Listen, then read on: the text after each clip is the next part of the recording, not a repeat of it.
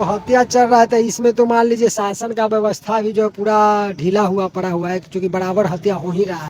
आप एमपी को एमएलए को सुरक्षा देते हैं और मुखिया वार्ड पार्षद का नहीं देते हैं, तो कम से कम इन लोगों को लाइसेंस होता है हथियार का, अगर ये दे देते तो ये लोग कम से कम रक्षा करते। प्रतिनिधि लोग निहत्थे घूमते रहते हैं, इसका अपराधी फायदा उठाते हैं, अब आकर गोली चला देते हैं, हत्या हो जा रही है। ये कब तक चलेगा भाई?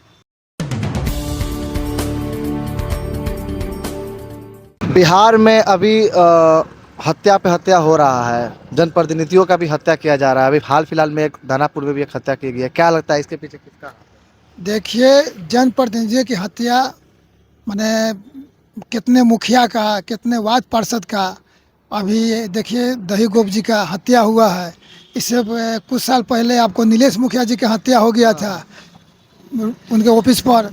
ये हमको बताइए, आप एमपी को एमएलए को सुरक्षा देते हैं और मुखिया वार्ड पार्षद का नहीं देते हैं, तो कम से कम इन लोगों को लाइसेंस होता है हथियार का, अगर ये दे देते तो ये लोग कम से कम रक्षा करते। जनप्रतिनिधि लोग निहत्थे घूमते रहते हैं, इसका अपराधी फायदा उठाते हैं, अब आकर गोली चला देते हैं, हत्या हो जा रही है। ये कब तक चलेगा भाई? अगर सरकार से हम लोग मांग करते हैं कि जितने मुखिया हो, वार्ड पार्षद हो, उन लोगों को लाइसेंसी हथियार मिलनी चाहिए ताकि वो लोग अपना सुरक्षा कर सके। आखिर जनप्रतिनिधि कोई भी काम करेंगे तो बहुत से लोग को खराब लगता है, कुछ लोगों को अच्छा भी लगता है। एमपी को और एमएलए के क्यों सुरक्षा दिया जाता है कि वो लोग भी काम करते हैं, तो कुछ लोग को अच्छा लगता है, कुछ लोग खराब लगता है। आखिर मुखिया वार्ड पार्षद जो रहते हैं वो भी काम करते हैं, उसमें भी कई लोगों को बुरा लग जाता है, तो उसका हत्या हो जाता है। तो आखिर अगर लाइसेंसी हथियार रहती, वो अपना आत्मरक्षा करते। अगर दही गुप के पास अगर हथियार रहती, ये भी अपने सेल्फ डिफेंस में एक दो के गोली चलाते, अपराधी डरता कि नहीं भाई इसके पास भी हथियार है। आखिर जनप्रतिनिधियों की हत्या कैसे रुकेगी? आखिर रोकने के लिए सरकार को तो कदम उठाने चाहिए। सरकार अभी तक कोई कदम उठाई है कि नहीं? कहाँ कदम उठा रही है? अगर कदम उठाती तो हत्या होता है इतना। कई मुखिया, कई वार्ड पार्षद मारे गए हैं। सभी वार्ड पार्षद और मुखिया को लाइसेंसी हथियार मिलनी चाहिए, सरकार को देनी चाहिए। ये सरकार से हम लोग मांग करते हैं। परिवार को किस मुसीबत का सामना करना पड़ रहा है?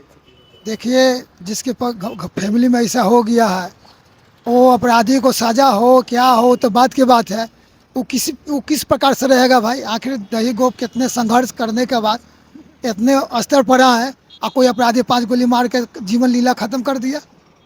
ये कब तक चलेगा भाई? बिहार में सरकार को सोचनी चाहिए और जनप्रतिनिधियों का सुरक्षा के लिए लाइसेंसी हथियार देनी चाहिए। आपकी यही मांग? हाँ, ये मेरी बात। आप क्या कहिएगा इसके हत्या चल रही है बिहार में? जो हत्या चल रहा था, इसमें तो मान लीजिए शासन का व्यवस्था भी जो है पूरा ढीला हुआ पड़ा हुआ है, क्योंकि बराबर हत्या हो ही रहा है। क्योंकि हत्या केवल पटना में ही नहीं हो रहा है, पूरे ऑल ओवर हाँ हाँ, तो वही ना कह रहे हैं कि मोतिहारी में 2 दिन पहले। हाँ, तो इसीलिए कह रहे हैं कि सुशासन बाबू जो है, सुशासन के नाम पर खाली ढोंग हो रहा है और विधि व्यवस्था कोई सुचारू रूप से चल नहीं रहा है। हत्या दिन प्रतिदिन, 1 महीना 1.5 महीना पर हत्या हो ही रहा है।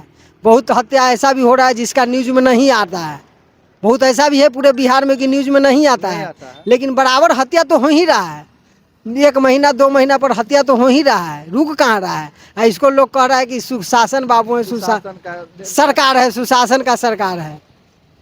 वहीं अगर लालू यादव का सरकार तो कहता लोग जंगल राज है। हाँ, अगर मान लीजिए लालू यादव का सरकार रहेगा तो लोग कहेंगे कि जंगल राज है। तो ये कौन सा राज है? ये कौन राज है? वही तो हम जनता से, सुशासन बाबू से पूछ रहे हैं कि कौन सा राज चल रहा है।